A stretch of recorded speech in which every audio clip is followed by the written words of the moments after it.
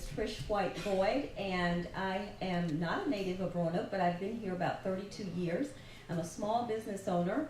I'm married with 2 children, and I became a grandma about 2 weeks ago, and I'm hoping to get home tonight to see my grandbaby. My son leaves back for Germany tomorrow morning, so I'm kind of sad to see him go, but I'm really excited. I want to thank the Convention Center the Citizens Convention for putting on this forum among all the other forums. This is probably one of the biggest, and I appreciate you doing that and the Pride community.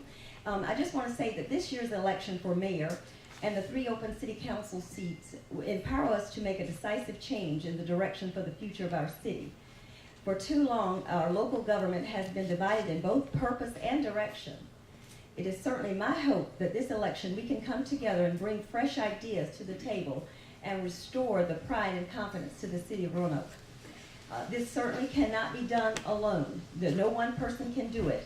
I hope that we can work together and leaving our party labels at the door and work across the aisles to bring about some necessary and much needed change. Our mayor for city council must be willing to work with our business communities as well as the city council and to work together with the school boards. We need to look ahead at some long-term goals. Think about some long-term solutions. We have a beautiful city, things are going well, and I think they will continue to go well, but we need to focus on what we can do to change it and make it better. We certainly have a lot of work to do, and like I stated earlier, you cannot do it alone, and it will take a collaborative effort between the community, the city council, and its residents to make that positive change. And I'm hoping to be a part of that. I look forward to the opportunity to serve, and I would be remiss if I didn't ask you for your vote on May 3rd. And well, that was good timing, thank you.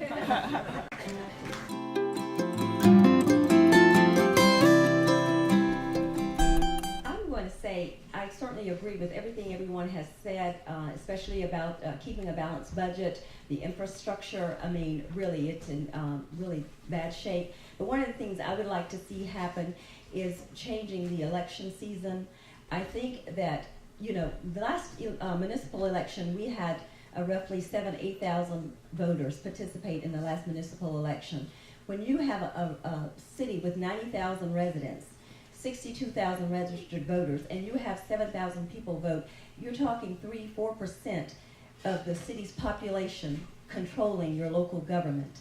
I think moving the elections to November would be a good thing for all of us, because then we would all get to participate. I think that select few that come out in May, we have to literally pull them out to come out and participate, and I think we would get more participation. The second thing that I would like to see happen is the bridging the gap with the workforce. According to workforce development, there are 2 jobs to every 1 job seeker. Well, what that tells me is that there are people out here that are not qualified for the jobs that we have here in Roanoke City, and that we should do something about it, whether it's to create the trade or the curriculum or whatever needs to happen to get those jobs filled.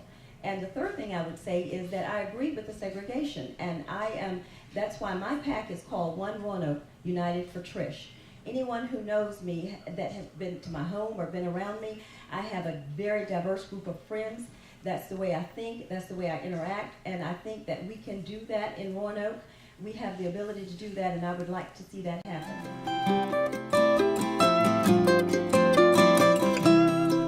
Well, I would like to see, first of all, the hours expanded. I have a home health agency, and I have some aides that cannot take jobs or will not come to work for me because they don't have cars. And if they don't have cars, you cannot get the public transportation to the areas of the city that you would want to go, like the outer skirts of Roanoke City. And I would like to see those hours extended. I would like to see the new fleet that we get energy friendly. That would be awesome to have buses that run on clean energy. And I would also like to see something happening with our infrastructure. The roads are, I was thinking that it's just southeast or it's northwest, but that is certainly not the case. The roads are terrible all throughout the city, and the city is doing the best that they can in trying to patch them. It's just that we need to figure out a way to put some money into a budget to allow us to repair those roads like they should be repaired. And then the buses won't be falling apart because they're going over these bumpy holes and potholes in the roads. So that's one of the things that I would like to see happen, extending the bus route, extending out into some of the rural areas, and clean energy for that mass transportation. I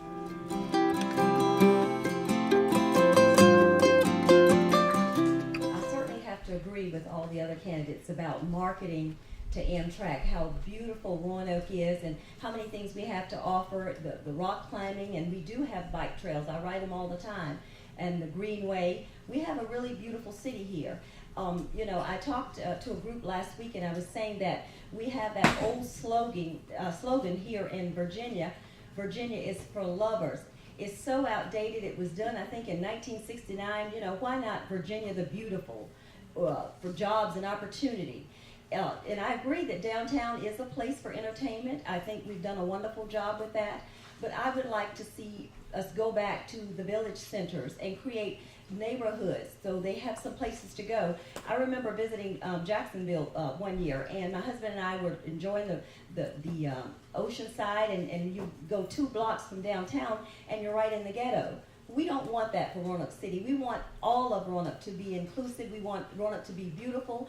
So thinking of these village centers and creating little pockets throughout the city with different entertainment, different restaurants, that would be really something different. And they could see Roanoke as a whole, not just downtown. That's my thought.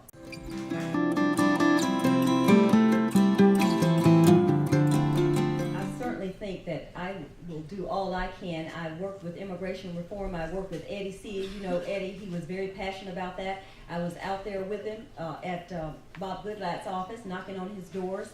All of my campaign literature is on my website, is also translated into Spanish, and also my flyers, because I want to be able to reach out to the Latino community. They are part of this area, not just the Latinos, the Haitians and the Bosnians, like Anita was saying.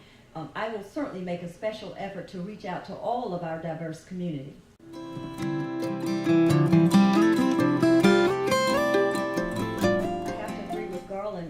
I was kind of stumped with this question. I guess I hadn't thought about it because I have so many family members that are gay and lesbian. I've been here at this club with my cousin, and my husband and I had a great time. So I really have to dig deep to try to figure out where there might be an issue. I would like to think that anyone who is gay or lesbian or bi, I mean, that is how they want to live, and that is their choice. And I think people have that right, and I have an unconditional love for my family and friends, and I've never seen it.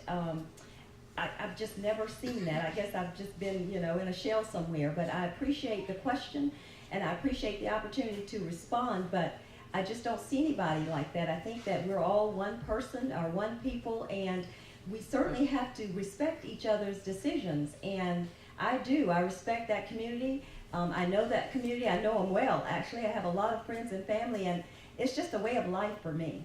And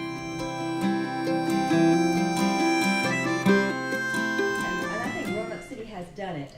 My husband was a part of a task force for Roanoke City Police for body-worn cameras. He helped develop the regulations, the guidelines, and the policy and procedures for that, and I think that will help.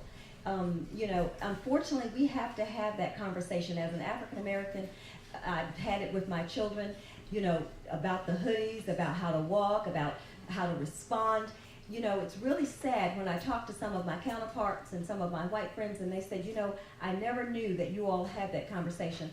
Not only did we have that conversation, we have them early, and we repeat it because it's different. I don't understand why it's different, and maybe with the cameras it will help, but we do have to have that conversation with our youth. I want to make sure that my sons know, having 2 males, that they know what they should do and what they should not do if stopped by the police officer. It's unfortunate, but it happens, and we have to prepare them in order to save their lives.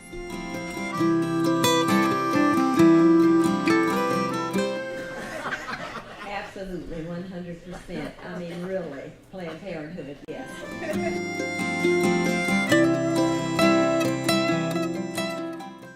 No.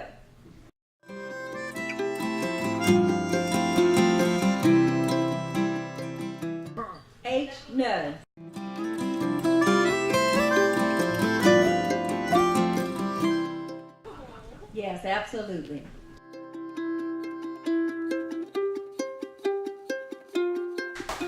My name is Trish White-Boyd, and I think a lot of you know me as the community activist. You thought that's all I did. Well, actually, I do have a small business. It's doing quite well, but most of you know me from fighting with immigration reform or doing the workshops on predatory lending. These are the kinds of things that I have done ever since I've been here, from the very beginning.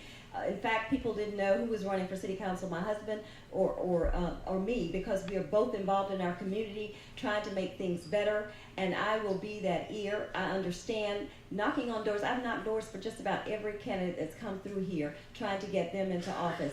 And doing that, I've met a lot of people. I've connected with a lot of people. I've heard a lot of their concerns. I mean, even just canvassing on Mudlick, you know, you take your life into your own hands.